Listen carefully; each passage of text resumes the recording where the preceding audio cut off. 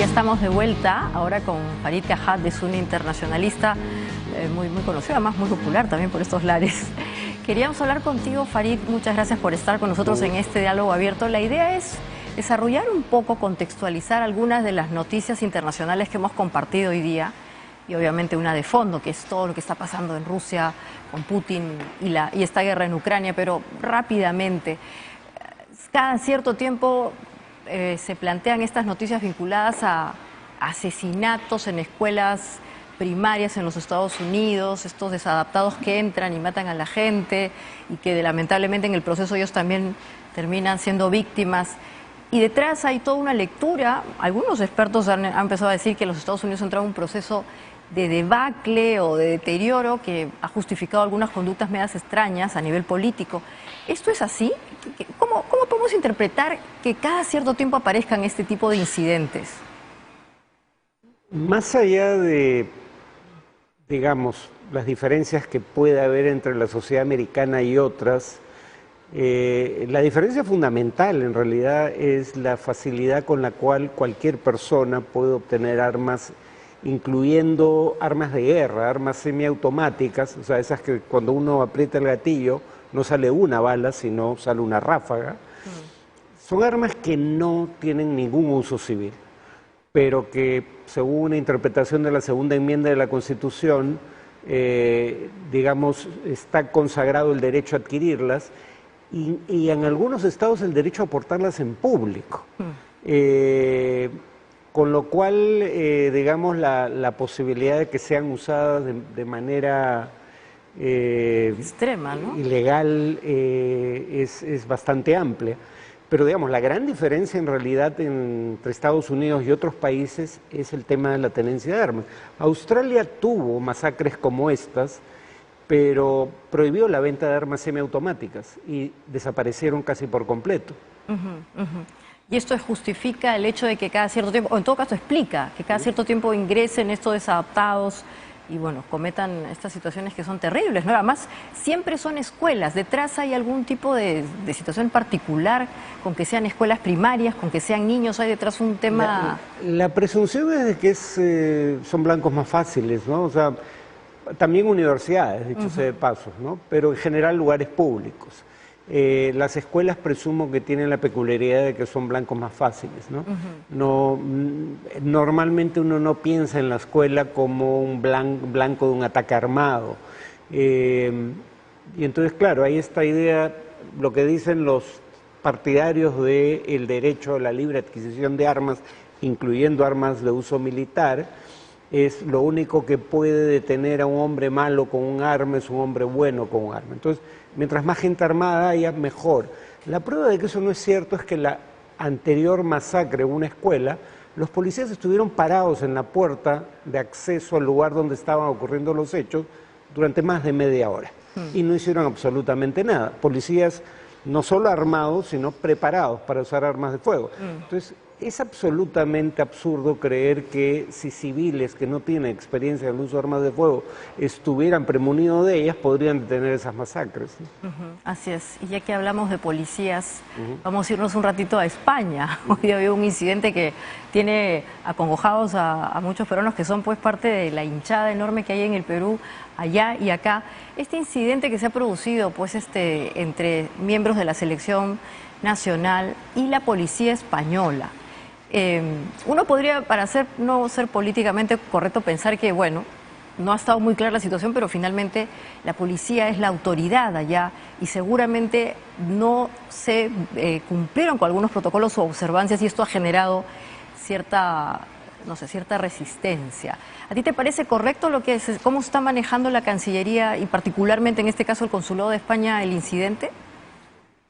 Sí, a ver, honestamente no conozco detalles como para establecer responsabilidades, pero lo obvio es que esto no debió escalar al punto al que llegó y que ahora lo que hay que hacer es tratar de revertir los resultados de lo que hemos visto, ¿no?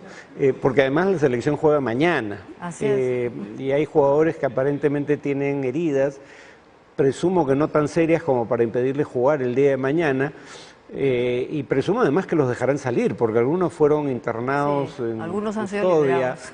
4 al menos, ¿no? Presumo que saldrán y jugarán, ¿no? O sea, si nos fue tan mal con un arquero de la calidad de Galese, no quiero imaginarme qué pasaría si está preso y no juega mañana. Ok. Y ya entrando en los temas más internacionales que estábamos anunciando ahora en el programa, la guerra de Ucrania, ¿no? Con Ucrania, ya pasó un año, es una guerra de, no sé cómo calificarla, de baja intensidad, que se prende y apaga como las noticias aparecen, y está reconfigurando el orden internacional, sobre todo con China, los Estados Unidos y obviamente Rusia. ¿Cómo podemos interpretar este tipo de situación de guerra en estos tiempos, no? A ver, hay quienes dicen esto prueba que las guerras entre estados, incluso en Europa, donde se creían extintas, siguen siendo un medio al cual apelan los estados para lograr sus fines políticos. Yo tendería a pensar, sin embargo, que hay peculiaridades en el caso de Putin, ¿no? Putin utilizó, por ejemplo, las exportaciones de gas a Europa como un arma de negociación, un instrumento de presión, de un modo en que no lo hizo ni siquiera la Unión Soviética, ¿no? Y nadie antes de Putin en 2014, nadie en los últimos 40 años previos a 2014, había anexado territorio conquistado mediante una guerra.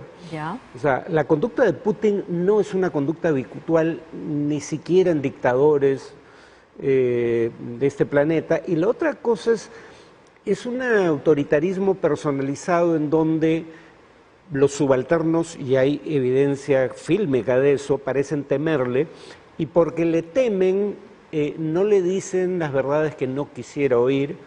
Por ende parece que si bien Putin intenta ser un actor racional, toma decisiones en base a información sesgada, y lo que creyó iba a ser una guerra de unos días, que iba a terminar con un triunfo categórico de Rusia, se ha prolongado durante más de un año y más bien Rusia ahora está a la defensiva. Ahora, lamentablemente, sin embargo, solo una de las partes, es decir, Rusia, tiene la capacidad de escalar esto indefinidamente y causar un daño, digamos, mayúsculo a la infraestructura civil de la otra. Y en ese sentido ese sigue siendo el instrumento de Rusia para evitar la debacle de sus tropas en el frente. Si una derrota en plena forma empieza a ocurrir, probablemente Rusia empiece a lanzar ataques convencionales, no nucleares, pero ataques convencionales contra infraestructura civil ucraniana, hasta minar la capacidad de resistir de los ucranianos. Claro, que es lo que hemos visto, y como tú dices, es una guerra prolongada, ¿no? Que a nivel de la opinión pública, ¿podríamos seguir un tiempo adicional en esta situación? Yo ya he hecho un pronóstico público, así que me arriesgo, porque obviamente podría equivocarme, y la razón por la que podría equivocarme es porque entender la lógica bajo la cual opera Putin no es tan simple. Es una lógica muy distinta a la que uno asumiría de un actor convencional, pero yo sí tiendo a creer que lo que se viene ahora es una ofensiva ucraniana. Ha habido una ofensiva rusa que virtualmente no ha logrado avances. Se viene una ofensiva ucraniana que estimo va a ser similar a la ofensiva ucraniana que ya vimos en el último tercio del año pasado. O sea, Ucrania va a recuperar terreno, pero probablemente no sea la mayor parte del terreno que perdió a manos de Rusia desde el inicio de esta guerra. Y yo sí creo, por razones que podríamos conversar, pero podría tomar algún tiempo eso, yo sí creo que en la segunda mitad del año aproximadamente deberíamos ver esfuerzos por lograr cuando menos un cese al fuego, que a su vez sea el inicio de una negociación para llegar a un acuerdo de paz. Y hablando a raíz de esta guerra, de la reconfiguración de las potencias internacionales, digamos, el empoderamiento de China y un poco lo que mencionaba hace poco, ¿no? La debacle o también, digamos, el reposicionamiento de los Estados Unidos con un líder como Trump, ¿no? Que parece que va a volver otra vez o pretende a las elecciones y evoca, por ejemplo, este incidente tan particular en el Capitolio ahora que ha tenido un mitin. ¿Tú qué crees que va a pasar con Trump? ¿Va a volver a ser presidente de Estados Unidos?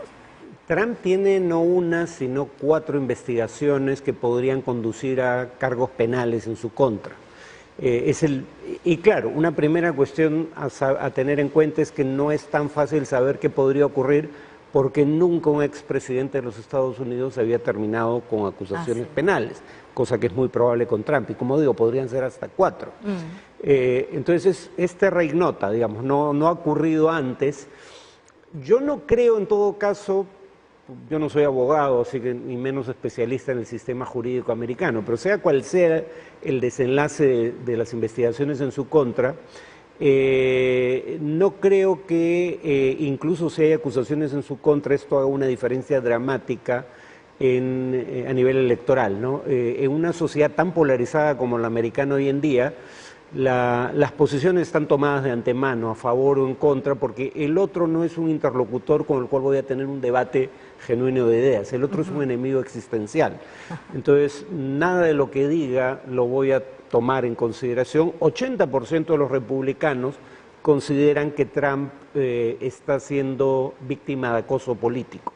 No veo cómo eso vaya a cambiar dramáticamente en el futuro inmediato. En ese sentido, lo enjuicien o no, no creo que haga mucha diferencia. Él va a seguir teniendo el apoyo que ha tenido hasta ahora. Yo diría que por suerte no es mayoritario. A ver, si se lanza la presidencia, primero tiene una posibilidad grande todavía de ser el precandidato republicano. Si termina, digamos, enmarañado en problemas legales, se abre la posibilidad que sea Ron DeSantis. Y Ron DeSantis, la forma en que se presenta es curiosa, ¿no? Porque MAGA, que es el eslogan es, digamos, el acrónimo de la gente de Trump, Make America Great Again, es algo que DeSantis, el gobernador de la Florida, comparte, pero él dice que él representa, en inglés dicen MAGA without drama. O sea, como que Putin ya ha empezado a hastear incluso a algunos de sus seguidores que querrían a alguien con una agenda parecida a la... Perdón, Putin, dije. Trump. Vaya. Bueno, por ahí van. Querrían una agenda como la de Trump, pero sin todos los problemas que implica Trump constantemente. Después de lo del 6 de enero, de un intento de tomar por asalto el Congreso para impedir la ratificación del triunfo de Biden, o sea, en otras palabras, después de un intento de golpe de Estado donde hubo muertos, vuelve a invocar a manifestaciones en un tono francamente violento, ahora para protegerlo a él de la eventualidad de que vaya preso por uno de los cargos que se le podrían formular. Entonces, está llegando un momento en que mucha gente cree que DeSantis sería una mejor alternativa. Todavía no es mayoritario ese grupo, pero podría crecer. Y la pregunta que cae un poco de madura, Farid, en este mundo cambiante, tan particular, con guerras prolongadas, de baja intensidad, con naciones que emergen, la China, que se ha vuelto tan importante, todo el tema de TikTok, que hemos visto al CEO de TikTok en el Parlamento americano tratando de defenderse, y bueno, las guerras tecnológicas. ¿Cómo ves tú las relaciones exteriores del Perú? O sea, digamos que ¿qué papel deberíamos tener nosotros en ese mundo, más jalando para acá la región, nuestros problemas con vecinos como, no sé, Colombia, México? A ver, yo soy sumamente crítico del gobierno de Dina Boluarte, creo que es crecientemente autoritario, pero también creo que, por ejemplo, no es casual que un gobierno como el de López Obrador, en lugar de tomar el tema de la democracia, porque hay un artículo del Acuerdo Marco de la Alianza del Pacífico que exige como condición para ser miembro de la Alianza tener una democracia representativa, respetar la división de poderes, respetar derechos humanos, etcétera. ¿Por qué no invoca eso López Obrador? Porque el estatus de la democracia en México es bastante peor incluso que el de Perú, y no hablemos de la situación de los derechos humanos en un país donde desaparecen miles de personas al año. Por eso tiene que apropiarse de un argumento que es totalmente falso, que el golpe no fue de Pedro Castillo sino contra Pedro Castillo, lo cual es insostenible. Entonces, el caso de alguien como López Obrador, lo único que queda es tratar de, digamos, bajar la intensidad de la confrontación y procesarla por canales diplomáticos, que por suerte parece haberse conseguido. En el caso de países como Estados Unidos y China, estamos atrapados en medio de una disputa entre nuestros dos primeros socios comerciales, dos países que son fuente de inversión extranjera en el Perú, y lo último que querríamos es tomar partido por uno de ellos, ¿no? Tenemos más afinidades políticas obviamente con Estados Unidos. China será nuestro primer socio comercial, pero es una dictadura de partido único, ¿no? Pero en todo caso no se nos puede exigir que tomemos partido por una de las partes. Tenemos intereses con ambas y tenemos interés en mantenerlos. Bueno, y esa es la virtud de la diplomacia, tener que jugar con estos intereses en el medio de objetivos que no necesariamente están vinculados con nosotros. Y para ir cerrando, Farid, tú has mencionado en el caso de Trump esta invocación a la violencia, el hecho de no desconocer elecciones. Es como que hay una corriente internacional que pone en peligro las democracias, ¿no? Y aparecen estos figurones. ¿Por qué? O sea, ¿qué ha pasado? El otro día hablábamos que hay una suerte de lejanía de la representación que hay de la ciudadanía con sus líderes políticos. A ver, yo diría que este es el tipo de situaciones en las cuales no basta una variable para explicar lo que ocurre, ¿no? Pero, por ejemplo, la desindustrialización, bueno, siempre en términos relativos, no es que hayan dejado de tener industria, pero digamos, lo que llaman en inglés incluso Rust Belt, ¿no? O sea, el cinturón del óxido.